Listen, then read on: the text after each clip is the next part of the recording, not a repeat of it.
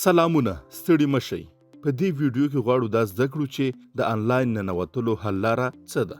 که تاسو یوه ورځ یوه ډیټا انټري کوئ او له دې پیغام سره مخامخ کیږئ یا هم د ایګزیکټ سیستم ډیمو نسخه کاروئ، 600 معاملې مو پکې پوره شوي دي او له ورته پیغام سره مخامخ کیږئ، حل لاره څه ده؟ دغه پیغام ځکه تاسو ته ښکاره کیږي چې تاسو په آنلاین برخه کې ننوتي نه یاست یا آنلاین برخه کې لاګین نه یاست. دغه چارې د ترسره کولو لپاره کله چې له داسې پیغام سره مخامخ شوئ، لاندې په ننوځئ، کمپنۍ انتخاب او فعاله کړئ، کلیک وکړئ. وروسته خپل ایمیل ادرس او پټ نوم په سمه بڼه باندې ولیکئ. په ننوتلو باندې کلیک وکړئ او له دغه چارې سره تاسو په ایګزیکټ سیستم کې په آنلاین برخه کې لاګین شوئ.